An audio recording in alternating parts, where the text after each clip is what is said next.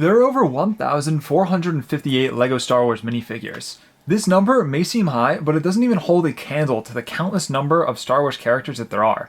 Unfortunately, LEGO can only make so many minifigures, which unfortunately leaves many characters with the short end of the stick when it comes to getting a minifigure adaptation. To overcome this, many people turn to customs. However, customs are certainly not everyone's cup of tea, whether it be the absurd prices or the quality of the minifigures.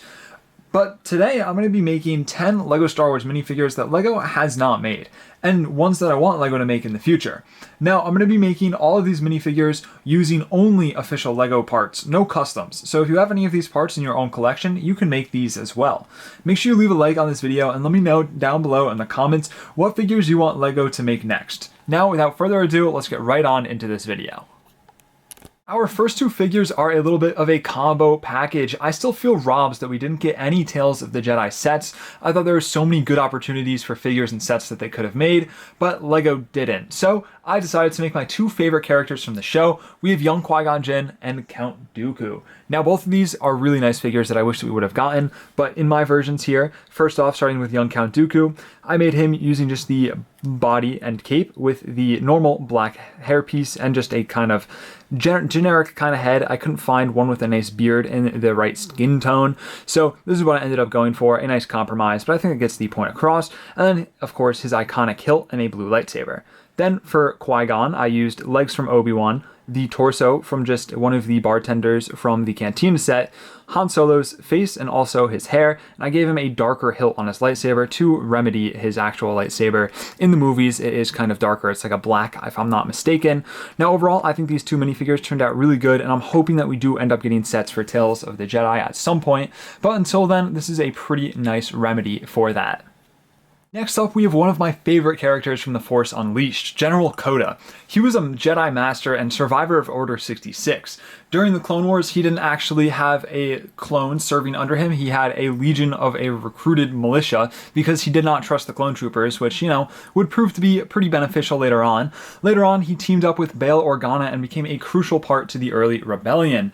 Now, he's a really cool character, but unfortunately, we only ever got one Force Unleashed set, so we never actually got a minifigure for General Kota, and this is my adaptation. I think it's pretty nice. It uses the legs and body for the Mandalorian, a nice brown cape, the head and hair from Count Dooku, the realistic version, and then a nice green lightsaber. I think this looks pretty good. Unfortunately, there's no piece of that little man bun, or else that would have been what I ended up using, but I think this gets the job done, and I would love to see the Force Unleashed reintroduced to LEGO at some point.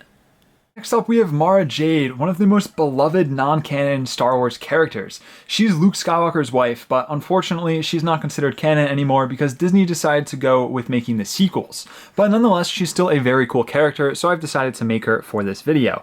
Now, I would have liked to use a darker, like a more red kind of ginger hair piece, but this is the best one that I had. It was the right shape, just not the right color.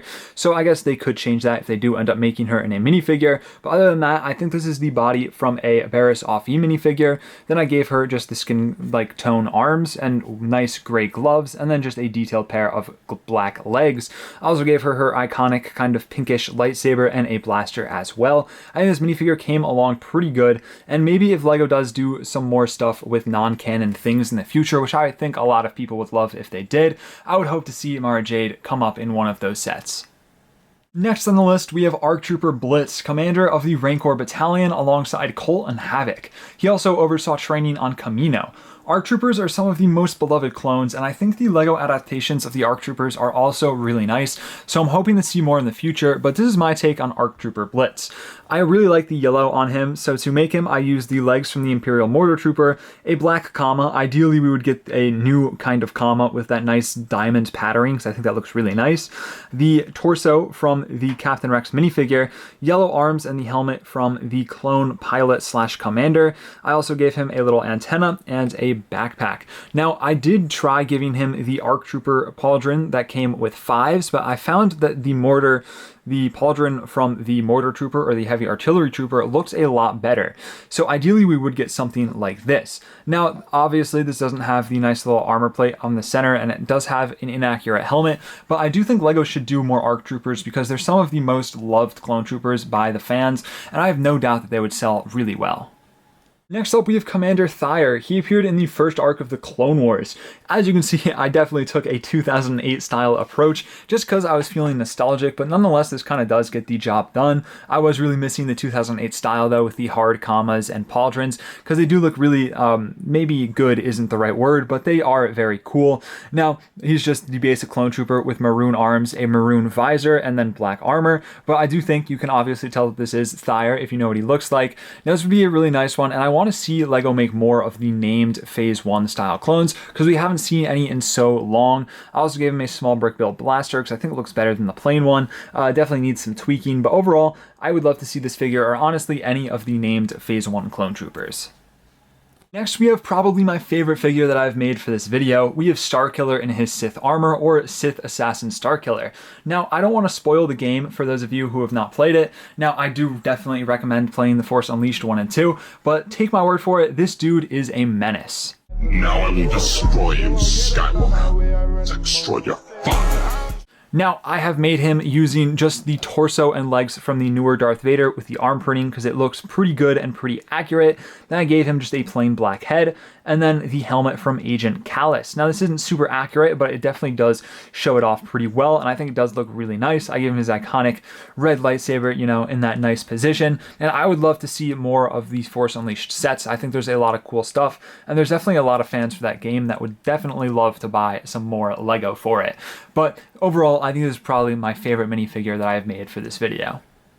Next up, we have Neic from the Bad Batch Season 3. Now, LEGO has not made any sets for the third season of the Bad Batch yet, which has me pretty worried because I think the Bad Batch Season 3 was one of, if not the best seasons, and there's so many great options for them to pull from, and that I'm sure everyone would love to see. So hopefully we do get some soon, but until then, we have one of the fan favorite clones that was introduced in that season, which is Neic.